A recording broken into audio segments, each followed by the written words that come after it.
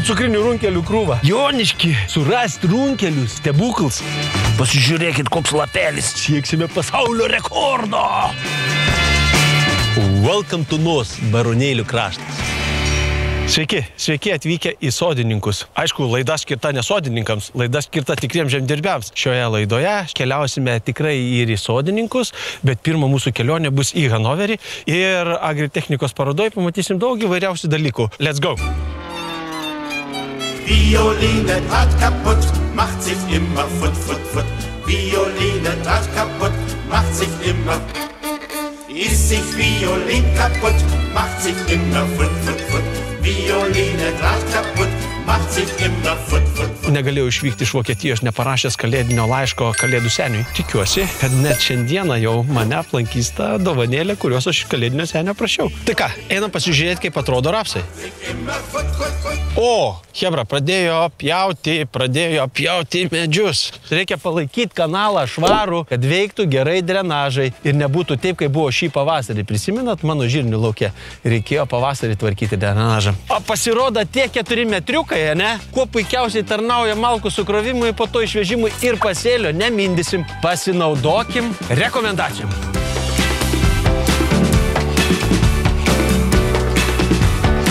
Rapsas apsnigtas, bet pažiūrėkit, kaip gražiai nusėda sniegas, ne? Pasižiūrėkit, koks lapelis sniegelį nupurtom. Ho, ho, ho, ho, ho.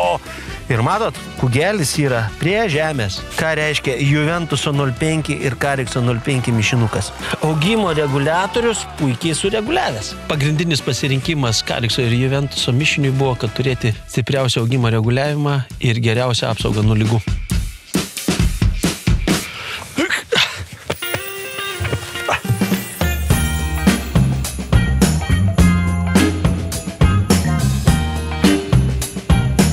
Vasario 1 dieną BASF planuoja turėti tarptautinę konferenciją žemdirbiams ir jį vyks Žalgirio arenoje. Joje dalyvaus įvairių šalių atstovai. Diskutuosim apie žemės ūkio ateitį, kokios tendencijos ateinantiems 10 metų.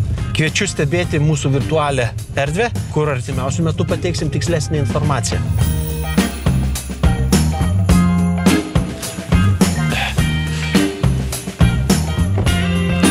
Atvažiavom į posėlio lauką ir einam pasižiūrėti, kiek mes čia užauginam žalios masės. Per žiemą turėtų nušalti, pavasarį bet kuriuo atveju nusiglifosuosim, išdirbsim karjeriukų ir pasėsime žirnį. Kodėl pasėsime žirnį?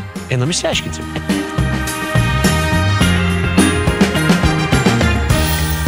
Nu ką, vykutis žydi gražiai mėlynai.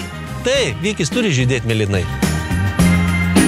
Žiūrėkit, kiek mes čia žalumyną užauginam. Šitas mišinys yra skirtas posėliams ir laukams, kuriuose auginame kryžmažiedžius augalus, tai mūsų atveju rapsai, tam, kad nedauginti lygų sukėlėjų ir nesėti tokių augalų, kurie yra giminingi.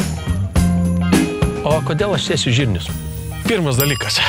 Už ankštinių kultūrų auginimą yra mokama papildoma tiesioginė išmoka. Antras dalykas.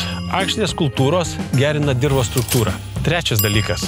Ankštinės kultūros, kaip žirniai, kaupia laisvąjį azotą ir tą laisvąjį azotą naudoja po to einantis žieminiai kviečiai, nes pas mane sėjomaina tokia. Tie 3 dalykai yra esminiai. Tai va, turime tų pliusų, kuriuos reikia susidėti krūvą ir jie turi pavirsti į eurus.